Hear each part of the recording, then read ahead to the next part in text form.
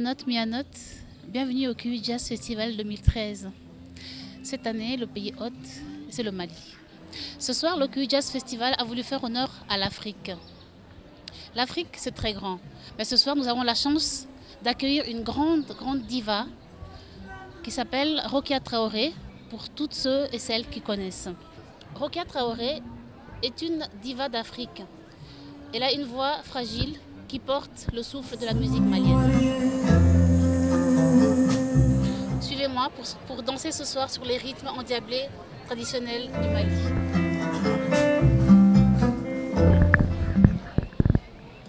Bonsoir. Bonsoir. Vous êtes venu ici ce soir pour écouter le concert de Rokia Traoré. Que pouvez-vous en dire? Écoutez, c'est une chanteuse que j'aime beaucoup, que j'apprécie. Sur scène, je l'ai déjà vue à Genève et elle m'a beaucoup impressionné. Elle a un très bon rythme et j'espère encore revoir ce qu'elle a montré à Genève. Voilà. Okay. Merci beaucoup. Nous vous souhaitons un bon concert. Merci beaucoup. Okay. Au revoir. Au revoir. Alors moi je me réjouis beaucoup de pouvoir voir ces musiciens parce que voilà, ça va changer vraiment, je pense que ça va être vraiment un grand changement par rapport aux autres concerts qui étaient des fois mélangés. On a eu des musiciens africains, mais là ça va être vraiment que des musiciens africains et ça va vraiment, je pense, être un très bon moment. Moi aussi, je me réjouis de voir la musique du Mali. Oui. Elle m'intéresse beaucoup, c'est mes racines. Car je suis brésilien, Oui. je suis très content d'être là.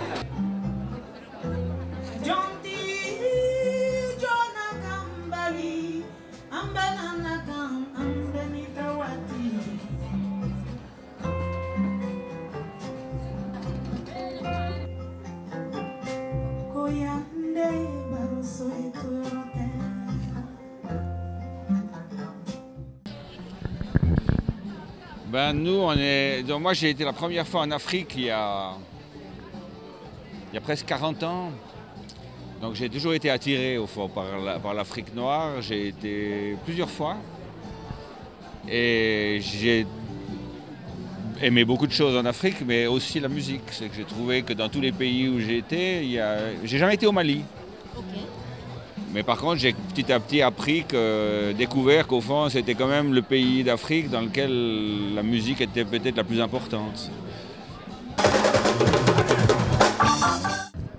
Moi, je dirais que je suis allée au Mali, j'aime bien ce pays, vraiment j'adore. J'adore ce peuple, ils sont très doux. J'aime bien aussi la culture, les danses. Depuis mon voyage, j'avais essayé pas mal de suivre aussi différentes choses de la culture, donc je me réjouis de redécouvrir ce concert. Vous y êtes allé pour un voyage touristique ou bien Non, en fait, je suis allée, c'était un travail humanitaire, en fait, construction d'une école, voilà. Donc, mais voilà, j'étais plus jeune. Eh bien, parce que je connais, je crois, un seul chanteur malien, Boubacar Traoré, je crois que c'est magnifique.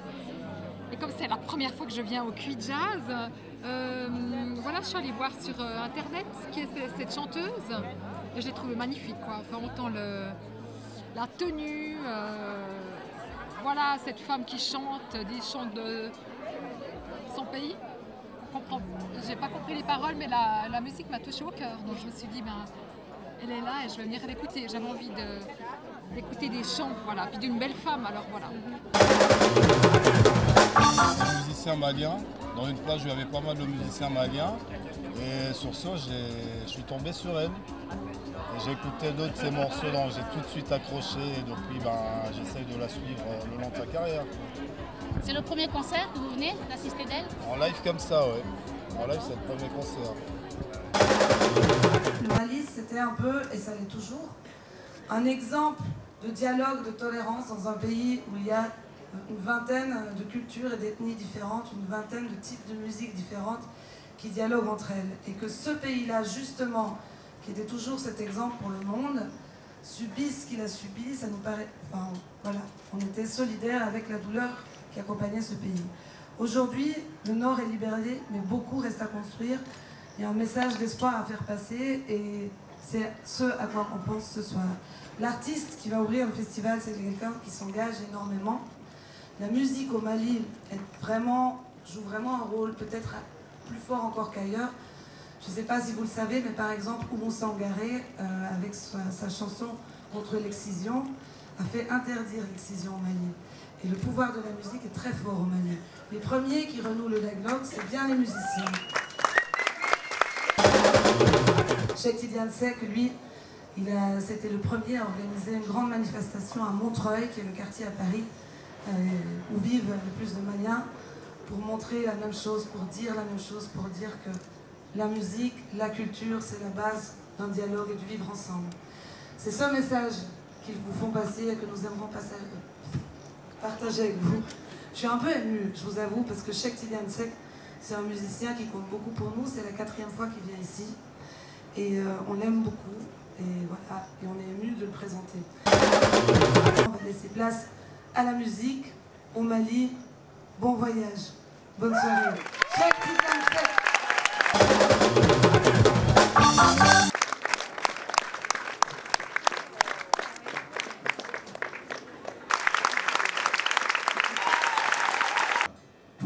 Tout Seigneur, tout honneur, c'est ça, non? Voilà, bon, écoute, je voulais le dire et je l'ai pensé en Bamana. Donc, c'est jazz, c'est là. Donc, ce que je veux vous dire là, le premier morceau que nous allons vous jouer est un morceau que je dédie à la grande diva, Maman Africa, Myriam Makeba.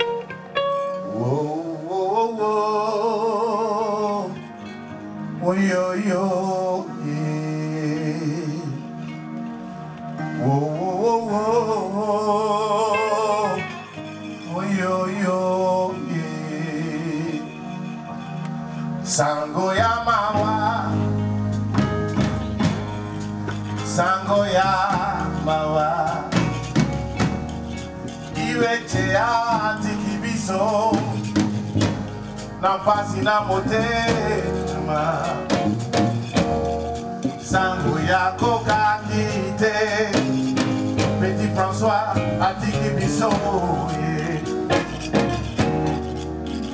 Liwa Wechi François Bakoyanso Bakamoponaye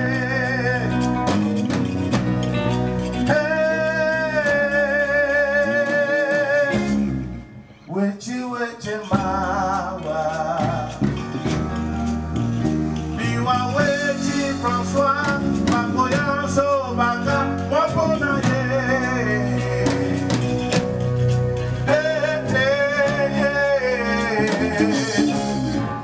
Wechi Mawa da da da da da da Kimba Ngobila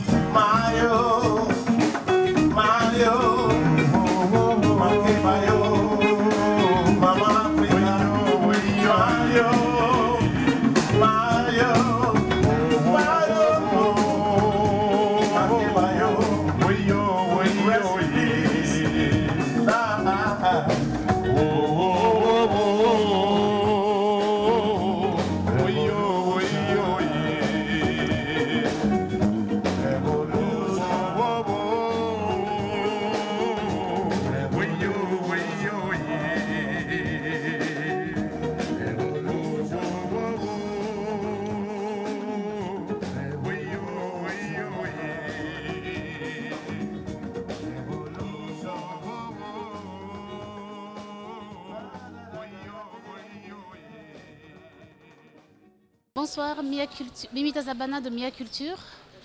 J'ai l'honneur ce soir d'interviewer Monsieur Kabi Kouaté du groupe Mandingue Groove. Vous venez ce soir justement de jouer avec Cheikh Tidiane Seck. Vous venez du Mali. Oui, mes origines viennent du Mali. Je suis Kouyaté de Mali, de Mandingue, mais je viens de la Guinée-Conakry. Je suis le fils de feu Sori Kanga Kouyaté, un des plus grands chanteurs de Mandingue de l'Afrique de l'Ouest, dans la tradition de la culture africaine.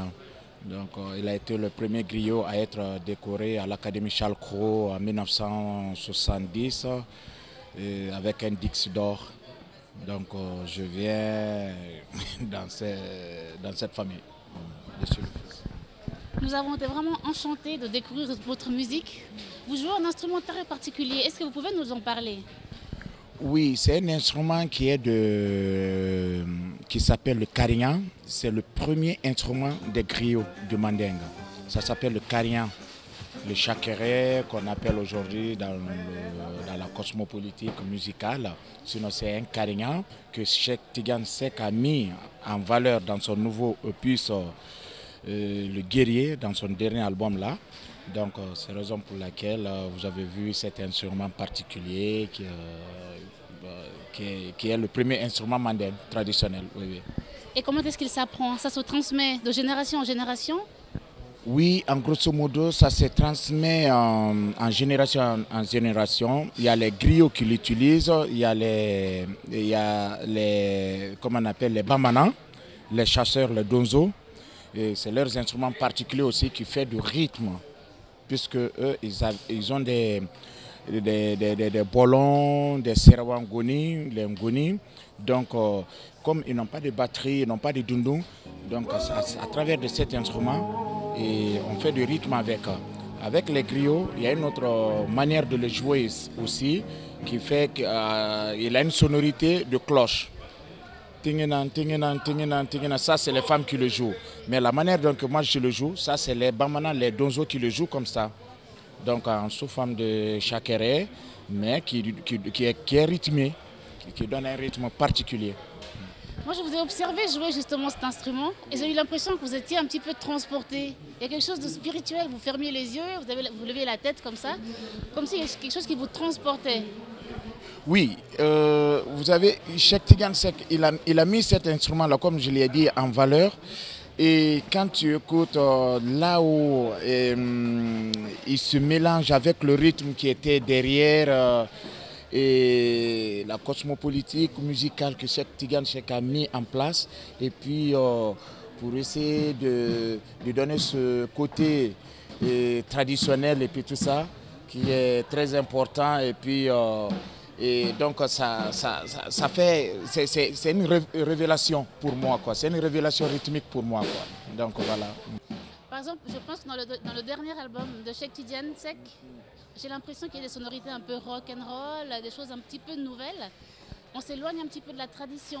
Est-ce que vous essayez de vous adapter à la musique européenne, enfin vous essayez de vous adapter au public européen, plus précisément? Mais attention, qui a daté d'aujourd'hui, il a eu à travailler avec beaucoup de personnes, des grands jazzman, et Ndion, et puis et le grand guitariste, les Santana. Bon, lui, il a même enseigné à l'école du jazz à New York et puis tout ça. Et c'est quelqu'un qui a une diversité musicale qui est très importante. Donc tout ce qu'il fait, la source, c'est de l'Afrique. Pas le Mali seulement, pas le Bamana seulement, c'est de l'Afrique. C'est une musique africaine qui est composée où tout le monde se retrouve dedans. Puisqu'on dit souvent que la musique, elle est universelle. Donc il faut que chacun se retrouve dedans. Il ne faut pas dire que c'est la musique des Bamana ou de Mali, que ça reste toujours au Mali. Non, la musique, elle est universelle. Il faut que tout le monde se retrouve dedans. Donc c'est la raison pour laquelle Cheikh Tidiane, il a des touches particulières avec son clavier, avec le orgue qu'il a essayé d'introduire depuis au temps de Salif, quand il était avec Salif Keita, et puis les ambassadeurs, et après maintenant il est venu en France, il a rencontré d'autres univers musicaux aussi, il a compris que il faut pousser la musique africaine C'est la raison pour laquelle vous avez vu la scène.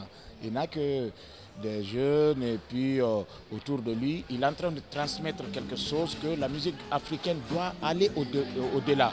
Il ne doit pas rester en Afrique seulement, quoi. Donc voilà, en grosso modo, ce message mélodique et puis énergie que vous avez retrouvé. Merci beaucoup pour cette interview très intéressante. Est-ce que vous pouvez nous dire 2-3 mots sur les projets de votre groupe?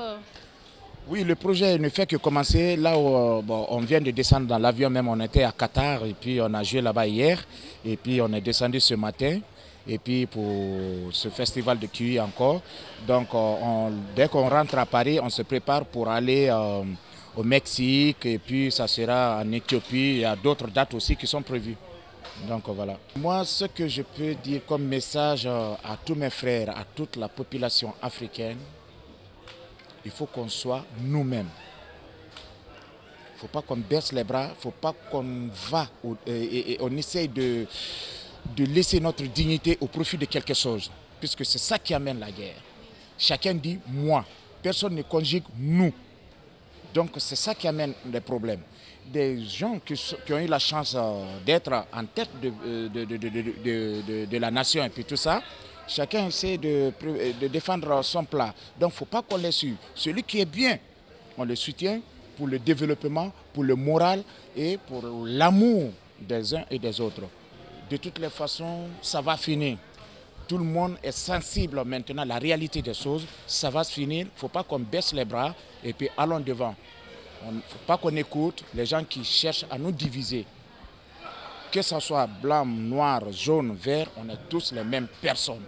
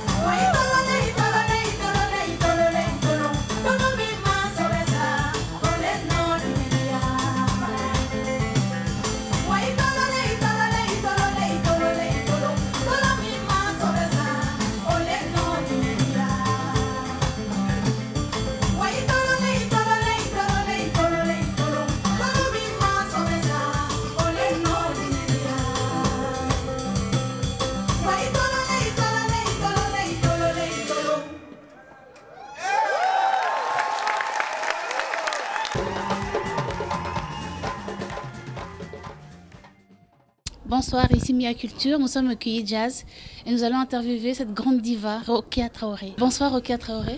Bonsoir. Nous vous remercions énormément pour cette interview. Nous pensions que nous n'aurions pas cette possibilité. Et surtout un grand merci pour ce concert magnifique. Cet échange culturel, cette musique très chaleureuse de votre pays. Alors ce soir, moi j'aimerais parler un petit peu de votre dernier album, qui est un très bel album, ce dernier opus que vous avez appelé Beautiful Africa. Tout d'abord, pourquoi l'avoir appelé Beautiful Africa? C'est vrai que vu tous mes choix d'habiter là, de faire des choses, comme je le dis dans le texte de la chanson, à contre-jour, mon hardiesse persiste et à contre-courant, mes convictions résistent. C'est vraiment la vie de tous les jours là-bas, avec ses préjugés, comme surtout quand on est artiste, donc on a plein d'argent, et en plus on a une carrière en Europe, donc on a l'impression d'être un quartier de citron que tout le monde presse, voilà. Et pourtant c'est pas ça. Et que ce serait plus facile de se dire ok, je reste en Europe, je m'installe quelque part, mais je n'y arrive pas. C'est bien sûr la beauté de cette Afrique qui m'attire, qui est la mienne. et que je fais partie de ceux qui pensent que si on s'en va tous, qui resterait pour construire.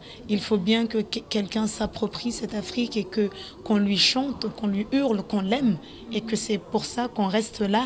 Et je suis contre les discours dans le genre oui, mais de toute façon on ne s'en sortira jamais, qu'on entend très couramment venant de la part de jeunes en plus.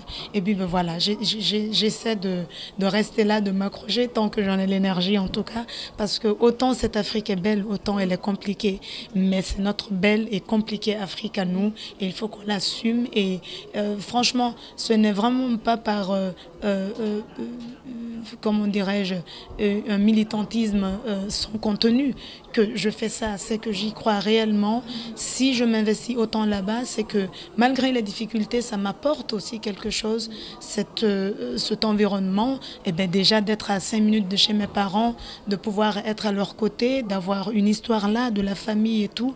Et voilà, on ne se débarrasse pas d'une histoire et d'un pays comme ça. Quand on vient d'un pays, c'est dans les racines.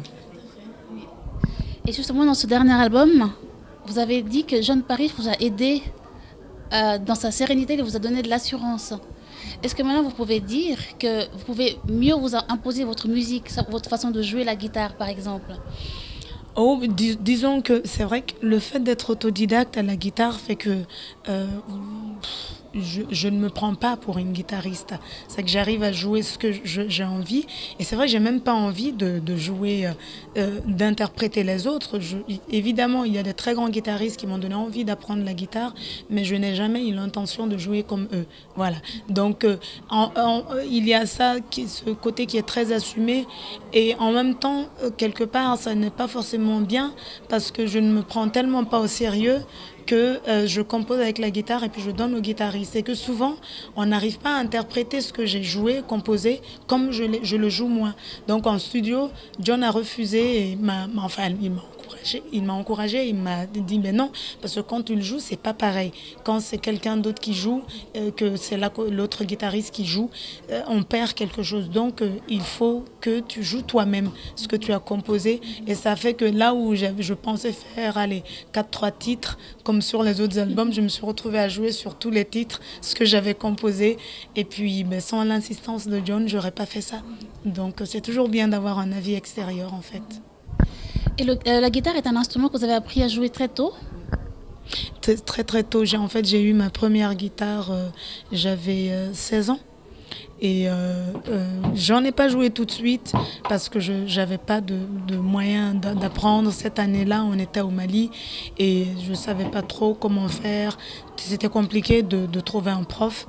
Et puis à un moment, j'ai commencé à jouer par mes propres moyens. C'est ainsi que j'ai appris la guitare toute seule. Et puis j'ai découvert l'accordeur. Oh là. J'ai découvert le diapason d'abord et j'ai appris à accorder. Ensuite, j'ai acheté des bouquins pour apprendre. Et au moment où j'ai voulu prendre des cours, en fait, 3 fois, j'ai tenté avec des profs qui m'ont dit ben non, parce que tu as déjà des habitudes qui donnent une couleur à ce que tu joues et que c'est difficile. Maintenant, il faut développer ton jeu dans ce sens-là. Donc, à un moment, je me suis dit ok, je laisse tomber. De toute façon, voilà quoi. Je joue la guitare à ma façon. On ressent quand même quelques sonorités un peu modernes dans cet album. Hein. Ça s'éloigne un petit peu de la musique traditionnelle malienne.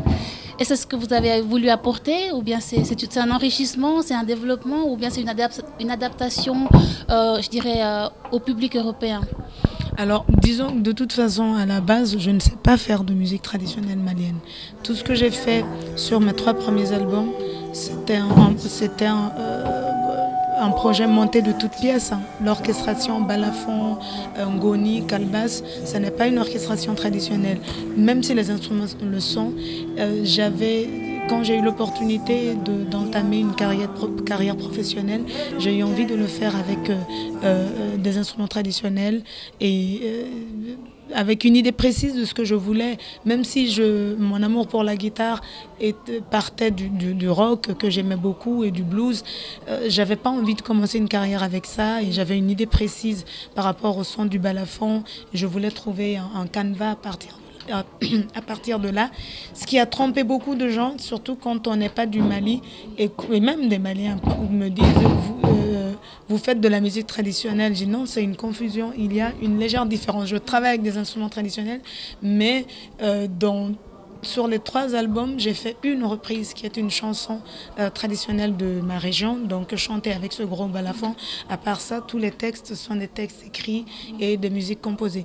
Donc, tout à fait, c'est pas traditionnel et je ne saurais pas en faire parce que je ne connais pas ce répertoire-là. Et puis, oui, c'est un développement très naturel et spontané de ma carrière qui me fait aboutir à Tiamanché et à cette sonorité. Parce qu'après 3 albums avec le projet basé sur les instruments traditionnels, j'ai eu envie de revenir à la guitare. J'avais fait le tour en gros de ce projet-là.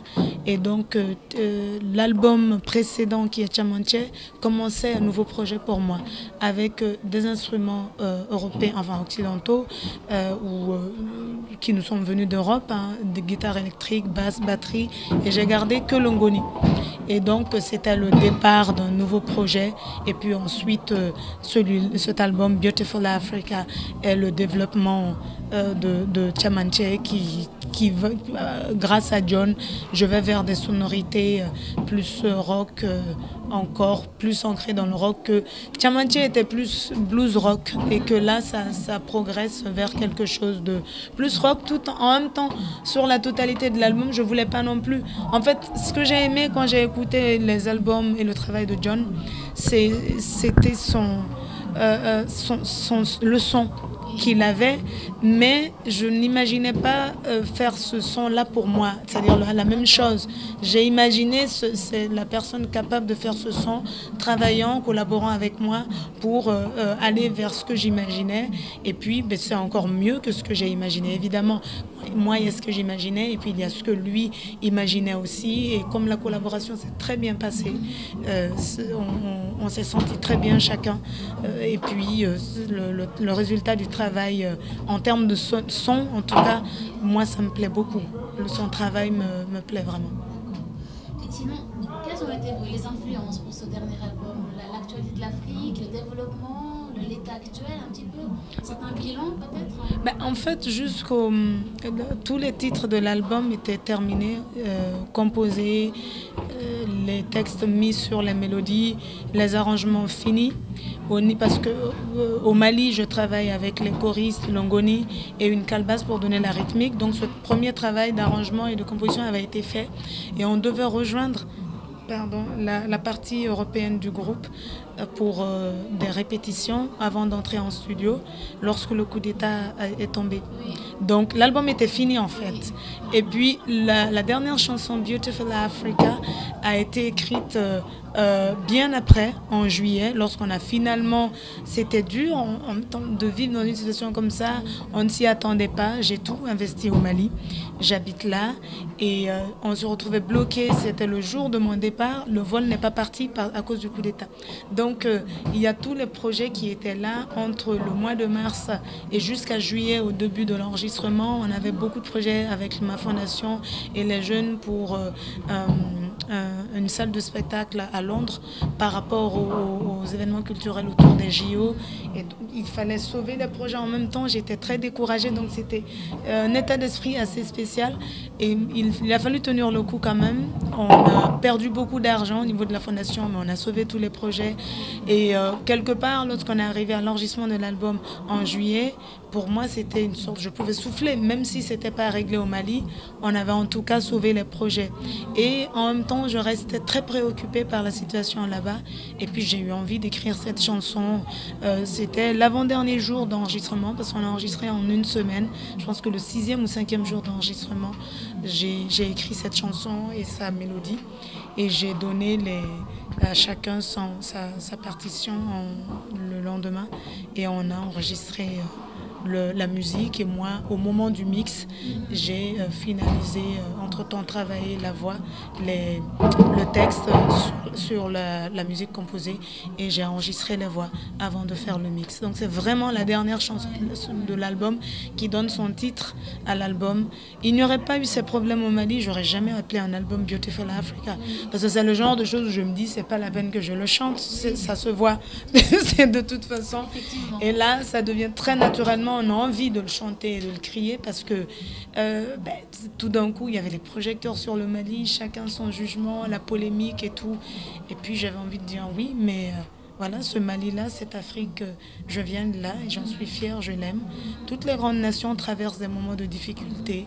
Et si, dans des circonstances comme ça, ceux qui viennent de là doivent rejeter le pays, les grands pays ne se seraient jamais construits.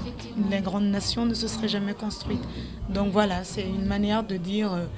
je suis là et surtout que je suis de double nationalité et que pour même beaucoup de Maliens, comme je suis très discrète, j'aime pas beaucoup la télé et tout, la plupart des Maliens croient que je vis en France. Ils ne savent pas que j'ai une maison au Mali, que j'ai tout là-bas. Ils ne se rendent pas compte de tout ce que j'ai d'investi là-bas.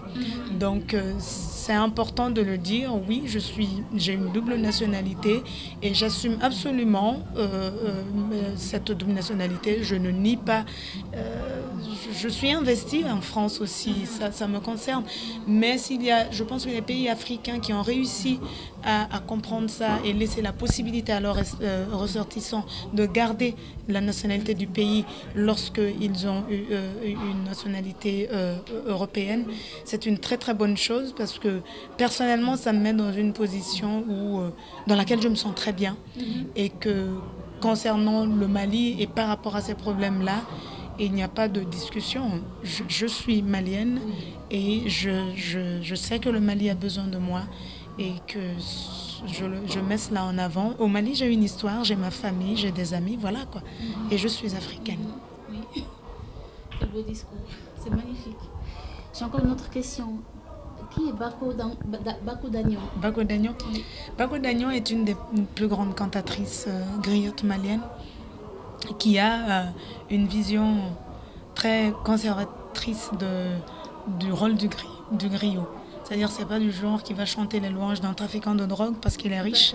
Et elle n'a pas ce rapport-là au griotisme, entre guillemets. Et elle est très respectée pour ça. Donc c'est une femme avec laquelle j'apprends, en fait, surtout il y a un an, j'ai appris des classiques de chansons de griot mandingue pour un projet que je montais, mais justement par rapport au JO, un conte musical sur l'épopée mandingue. Donc je ne connais pas ces chansons-là, ce répertoire-là, je ne le connais pas. Et surtout, je ne sais pas phraser dedans. Donc c'est elle qui a bien voulu m'accompagner, m'a donné des cours. En fait, ça consistait en des interviews et j'enregistrais, ensuite j'écoutais et je suivais l'exemple et j'ai travaillé comme ça et appris énormément de chansons de l'épopée mandingue grâce à elle. Et ça m'a d'ailleurs permis d'écrire Kamunke, une des chansons du spectacle et de cet album, qui est une chanson mandingue. Et dans ces sonorités-là, j'aurais jamais pu composer la musique et écrire un tel texte si j'avais pas eu cette formation avec Bako Dagnon, qui est très aimable pour ça, parce qu'à la fois, elle est très conservatrice, mais en même temps, elle n'est pas du genre à se dire je ne révèle pas les secrets des griots à une noble. Voilà. C'est une des rares à accepter cela. Je n'en connais pas beaucoup qui accepteraient de me révéler les histoires des chants et m'expliquer ce que veulent dire les paroles. Parce que même si je comprends le mandingue, le malinké, il y a des mots que je ne comprends pas. C'est-à-dire qu'il y a une intercompréhension, mais certains mots sont différents du bambara. Donc j'avais vraiment besoin d'elle pour m'expliquer cela pour certains classiques. Et enrichie de cette compréhension, je suis désormais capable de faire des chansons en mandingue, en malinké. Ouais. Voilà. Justement, en parlant de la femme, cette Madame Bako Dagnon, je reviens à la place de la femme en Afrique. Comme on le sait, la femme en Afrique a énormément de pouvoir. Elle a beaucoup d'influence. Paradoxalement, oui. Oui, paradoxalement, elle a quand même beaucoup d'influence dans le développement économique, social, dans le développement de l'éducation aussi au sein de la société. Elle a énormément de pouvoir, même si parfois on ne le lui accorde pas. Ouais. Ce que je veux vous poser comme question, c'est comme on le sait, la femme est vraiment victime de tous ces conflits qui se passent en Afrique. Je ne sais pas si vous... Mais ne serait-ce que par rapport au viol. Exactement. C'est dans le nord du Mali, il y a eu des cas de viol d'une fillette de 9 ans à mort devant ses parents. Aussi des personnes âgées également. Aussi. Tout à fait. Oui. Donc à chaque fois, au Congo, c'est la même chose. Et c'est vrai que c'est pénible ça, de voir qu'elles font tant pour cette Afrique. Elles font tant, d'ailleurs les femmes en général. Et pour l'Afrique, les femmes font beaucoup. Et c'est vrai que même quand ça va et qu'elles travaillent, elles contribuent, surtout en campagne. Les femmes contribuent à égalité à la vie quotidienne. Quand un homme a rempli les greniers, il ne fait plus rien. Ce sont les femmes qui, avec les potagers, s'occupent de trouver les légumes pour faire le reste, ont des champs de coton pour tisser et habiller tout le monde. Aujourd'hui, par ces temps modernes, c'est pas exactement ça, mais elles vendent beaucoup des fruits et des légumes pour ensuite pouvoir habiller les enfants, etc. Donc, ce qui est cruel, c'est qu'elles sont investies, elles travaillent énormément, mais c'est pas pour autant qu'elles ont droit à la parole. Voilà, elles n'ont aucune reconnaissance, en tout cas en campagne. En ville, ça change un peu, et puis il y a cette autre catégorie de femmes en ville qui fait qu'on assimile émancipation de la femme à une forme de prostitution où on se fait entretenir, donc ce qui va à nouveau fausser la donne et donner une image aux traditionnalistes que c'est ça l'émancipation de la femme. Donc c'est compliqué, l'Afrique. Et en même temps, en ville, il y a aussi des femmes qui sont différentes, qui travaillent, qui, à l'image des femmes de la campagne, contribuent réellement, mais savent qu'elles ont des droits et elles les réclament. Bon, après, il faut faire un équilibre entre tout ça et qu'il y ait probablement de la part des femmes africaines elles-mêmes une forme d'entraide et aussi de faire attention au fait que nous devons, quand nous le pouvons, être des modèles de l'émancipation de la femme et montrer que ça ne signifie pas forcément, encore une fois, une forme de prostitution. Justement, voilà. C'était là ma question. Si vous aviez un message justement adressé à toutes ces femmes meurtries, blessées, qu'est-ce que vous pourriez leur adresser comme message? Un message réconfortant, un message d'espoir peut-être? Vous savez, moi, j'arrête pas de... C'est-à-dire qu'on n'a même pas besoin de guerre. C'est dans tout... Vous savez, l'ironie... Il y a eu quelque chose de totalement ironique, pas ce 8 mars, mais celui de 2012. Il y a une jeune fille, comme ça, quand j'ai acheté le terrain où j'ai construit ma maison, des femmes sont venues me voir. Le premier jour que je suis venue voir, quand j'ai acheté, quelques temps après, je suis venue voir pour commencer les travaux avec le maçon et tout. Des femmes sont venues, elles étaient 5, elles m'ont demandé, elles ont salué, Rokia, etc. Voilà. Est-ce que tu vas commencer tes travaux? J'ai dit oui. Et bien, nous, on aimerait bien te fournir l'eau. J'ai dit, mais vous avez vu la taille du terrain? Vous voulez, il me faut louer des citernes pour amener l'eau en attendant de faire un puits. Elles m'ont dit, non, on va assurer. Si tu nous l'accordes, nous, on va amener, il faut acheter des barils de 100 litres, on va les remplir régulièrement. Ça nous fera des petits sous pour arrondir les fins du mois, pour le prix de condiments tous les jours.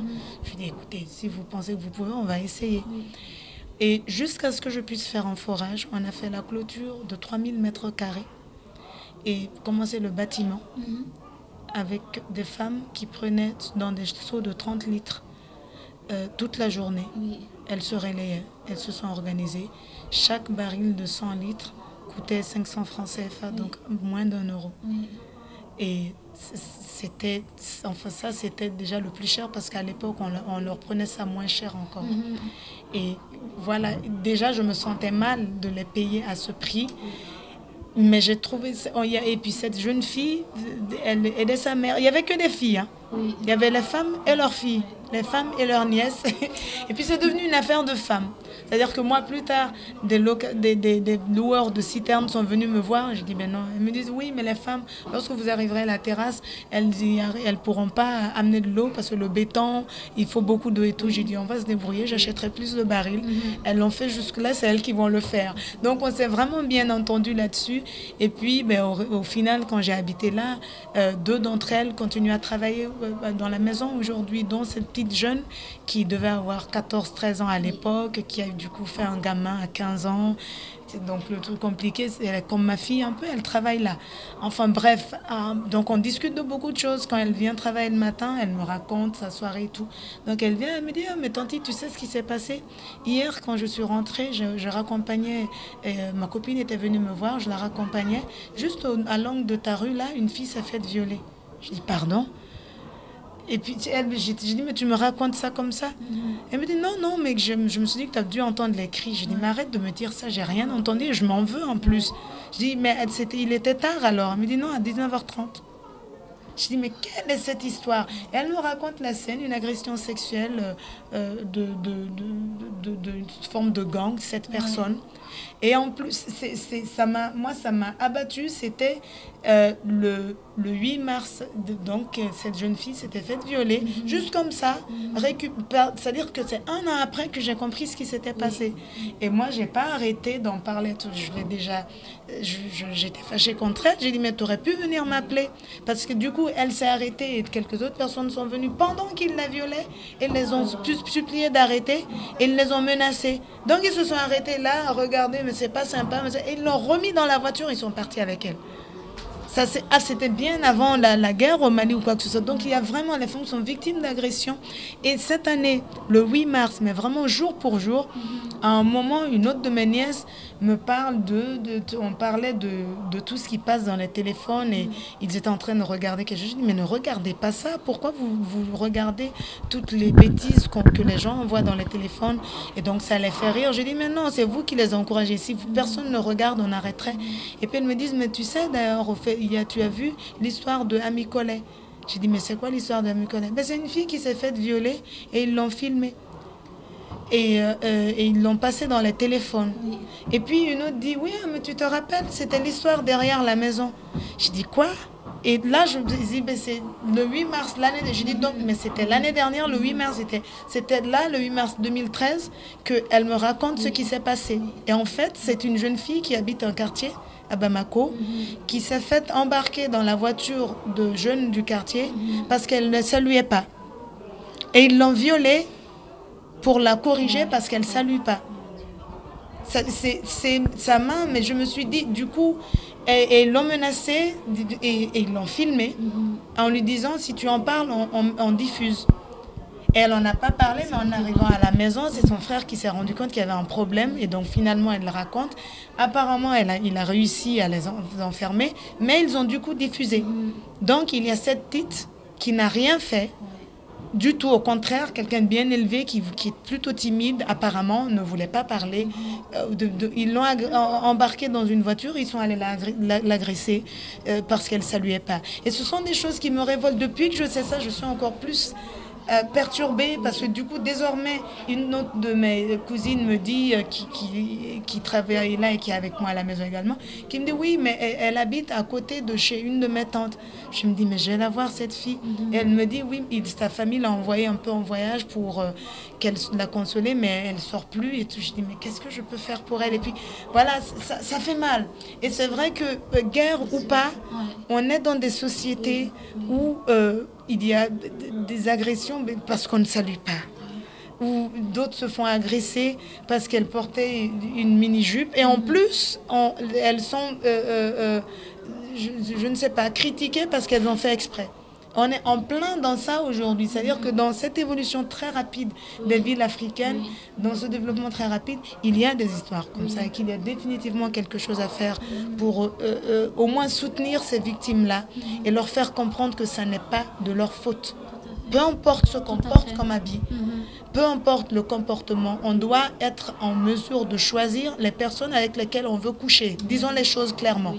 Et que même une prostituée, c'est pas parce qu'elle se prostitue qu'on a le droit de l'agresser, c'est-à-dire qu'avoir des relations sexuelles avec elle contre son gré. Un corps est un corps. On doit avoir le droit de choisir la personne à laquelle on donne son corps. Quand en plus, ça concerne des gamines qui n'ont rien vu, qui n'ont rien fait, moi, ça m'attriste et ça me donne vraiment envie de dire qu'il faut que les femmes comprennent et qu'elles soutiennent les femmes et qu'elles ne soient pas les premières à dire « Ah ben oui, c'est bien fait, vous avez vu la tenue dans laquelle elle est, ça n'est pas normal. » Peu importe, encore une fois, ce qu'on porte, ça ne justifie pas une agression sexuelle. Et votre fondation, pouvez-vous nous dire 2-3 mots? On travaille avec des jeunes musiciens Et après, il y a un peu de tout. On a des discussions sur tout. On a des discussions sur des jeunes filles partagées entre l'envie de faire ce qu'elles ont envie de faire et la pression d'une famille pour se marier. Mais après, je pense que la musique est une opportunité pour moi d'être en contact avec toutes ces jeunes filles et puis après d'être avec elles une fois que la confiance est là. Surtout pour le travail, mais finalement on partage énormément de choses. Et deux d'entre les jeunes chanteuses avec lesquelles on travaille étaient avec moi sur scène ce soir et ont aussi enregistré le disque. Voilà, on n'a pas les moyens d'aider des masses et de toute façon ça ne sert à rien. Tous les jeunes Maliens ne deviendront pas chanteurs. Il y a des gens qui ont du talent. Nous, une fois à travers nos formations, quand on les a repérés, moi je crée des projets avec eux, j'essaie d'être là, de leur apporter ce que je peux et de leur offrir des opportunités d'entamer une réelle vie professionnelle dans la musique, quoi. Après, comme je disais, tout peut arriver. Quand on devient proche, on discute de beaucoup de choses. Elle m'apporte beaucoup. C'est vrai, quand je dis elle, il y a des garçons, mais il se trouve que comme c'est moi, je pense que le fait que je sois femme et plutôt, j'ai l'âge de leur grande sœur, mais par respect, tout le monde m'appelle Tanti parce que certaines ont des mères qui ont l'âge de mes grandes sœurs. Donc, ça fait que c'est beaucoup de jeunes filles s'inscrivent à nos auditions et mais comme elles ont du talent, on ne fait pas exprès. Je préside les auditions, mais il y a toujours d'autres musiciens avec moi et c'est vrai que les filles, voilà, on se retrouve avec une majorité des filles pendant les formations. Donc, et puis je suis contente parce que finalement ce milieu n'est pas facile pour les femmes et si je peux faire une petite discrimination positive, pourquoi pas. Alors, une petite dernière question vraiment. Alors, 2-3 mots sur des projets d'avenir ou des idées, juste comme ça. Déjà bien rodé entre guillemets le spectacle qui en était qu'à sa 3e représentation ce soir avec un tout nouveau groupe et tout. Donc ça va être le travail des mois à venir.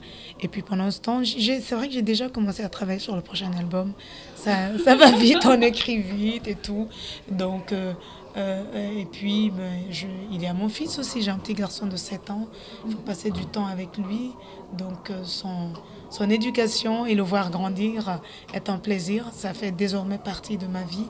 Il y a beaucoup de projets comme ça, à passer du temps à Bamako et continuer à aller contre la vie des autres et s'entêter à faire des choses là où tout le monde me dit mais tu es folle, ça ne marchera pas.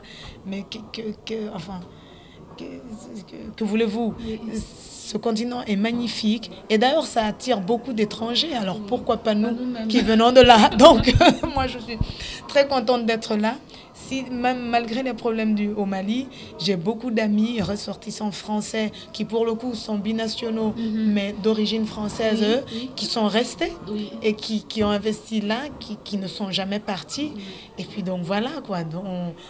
C'est ça qui est beau aussi, c'est qu'on est nombreux à y croire et tous les amoureux de l'Afrique sont des métis, des Africains eux-mêmes, mais aussi un métissage culturel.